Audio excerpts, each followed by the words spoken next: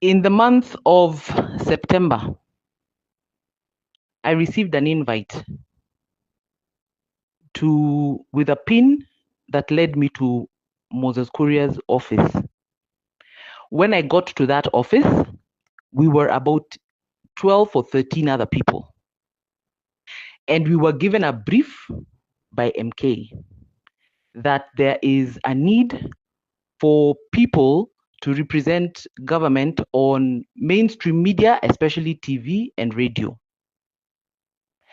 And they informed us that the past people who used to do that had long become government officials, and therefore it would not be possible for them to continue going on TV to do some of these black ops defenses for government.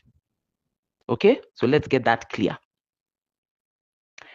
We went for the first meeting, we went for the second meeting. The second meeting, Moses Kuria left the group because Rita Oyer had now stepped in.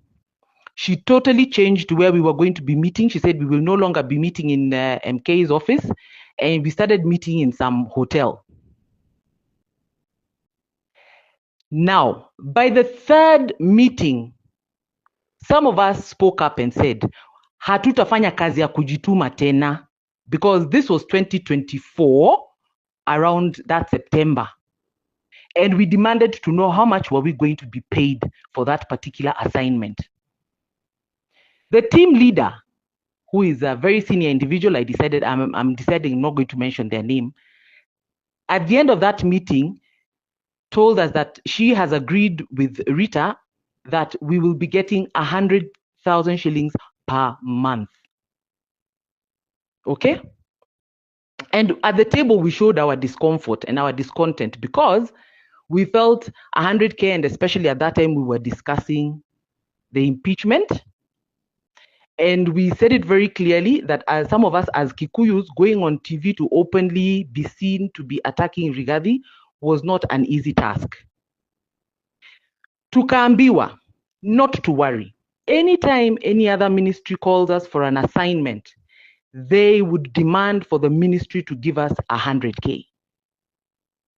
So it was decided, take this 100K we're offering now, and anytime we get any other assignment, if it's of SHA, if maybe the treasury calls us to go and defend Adani, if I don't know, maybe agriculture calls us to go and defend, for example, the vaccination, then those ministries would top up that 100K with another 100K. And we said, okay, fine. And we were encouraged that just do it. There was even no budget for that particular assignment. But as we go along, it would, more and more and more would come along. And we agreed. Our first meeting with Moses Kuria in his office, when he left, akatupatia asante yake, akasema thank you guys for coming, and it was a Sunday, akasema shikeni 25 hii bahasha. Mimi bahasha yangu nilipata 25K. Hiyo haimuhusu Rita. Na hiyo haihusu ile kazi tumepewa. The next meeting, I think the fourth meeting or fifth or sixth huko, is when we were given our 100K. For the month of October. Na hiyo pesa, it was not sufficient as such, because every time we went on TV, we needed to leave the host with kakitu. If you go on radio, you give the host some 2K, 3K. If you're going on TV, host unampatia ngiri 4, ngiri 5. Some TV stations, unaona host alikuwa anakuitisha tu live. Yet Rita had said that she had sorted out the hosts. For the radio stations, remember, you go in, you find 2 hosts. You're paying 3K, 3K, you only 6 Gs. Niambie your 100K. Anyway, we appreciated. Then we were called to go and do SHA. SHA, we were called for a meeting at SHA, at the SHA offices. Hatukwenda kwa hoteli. Ndio tuende tuambiwe the talk points. Remember, we had been told every time a ministry calls us, we'll get a top up of what? 100,000. When we finished the SHA meeting, Rita had left before the meeting had ended. Sawa sawa. And when the meeting ended, we were given 50K. We all went and gathered at the parking lot. Tukaulizana, had we not agreed that it will just be a minimum 100K for every ministry that calls us? Mbona tumepewa 50? Why did she leave before the meeting was over? Why couldn't she even have the courtesy to tell us? But we still did the job.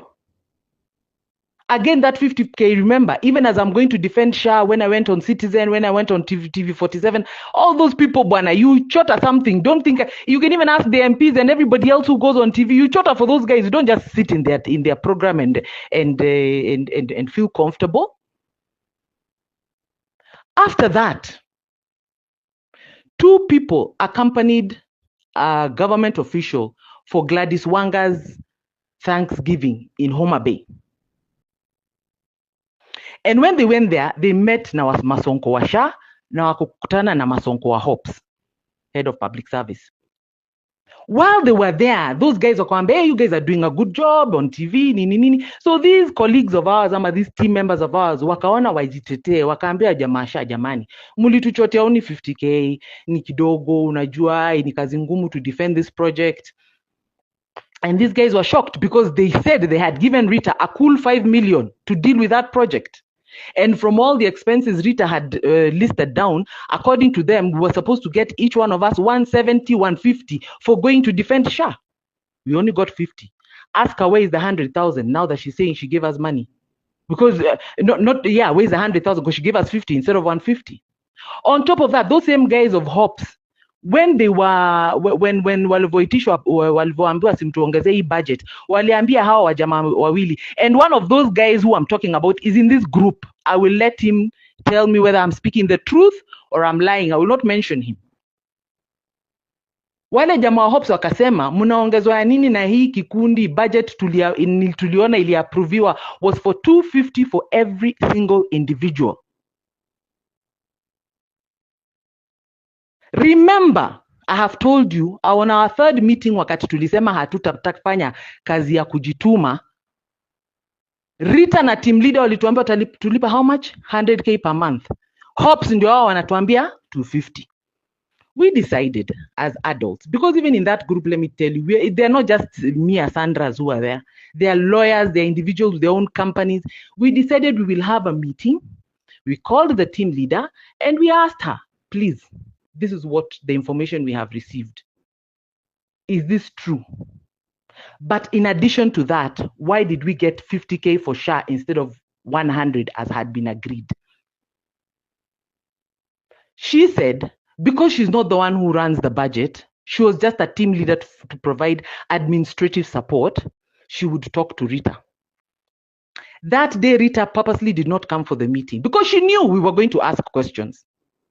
Instead, what she did, after the team leader went to talk to her about it, tuliona tu Rita ametoka kwa group. Amefanya nini? Ametoka kwa group. Instead of answering what is so hard to answer the question, why don't you just say, hey, you guys, hiyo kitu mumeambiwa Bungoma ni urongo. Okay? So what am I saying? In total, that is how much, which I had already explained to Masharia Taki. The 100K ya October na 50K ya SHA. Tulikuwa tushaingia November.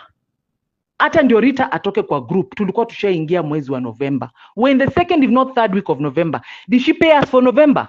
Yet we completed the task till the end of November. December kuna wengine kama akina Engine bado walikuwa wanajituma. Me, I refused. Did she give us money for November? So I don't want to be included in conversations that are not adding any value to my life. I have fought for this government for 6 good fucking years. From 2018 when the handshake happened up till today. The only person mimi wanasumbua ni Dennis Itumbi and he saved job. He's the only one who has any right to talk anywhere and say Sandra huwa ananisumbua. Rita left us and went to Jimmy Wanjigi. Na huko pia alifukuzwa kwa kukula pesa. Kirinyaga County amefukuzwa kwa kukula pesa. Me, I don't want to be included in nonsense. If she has been rocketing money from government to pay us 250, atoe hiyo pesa, Miss Japokea.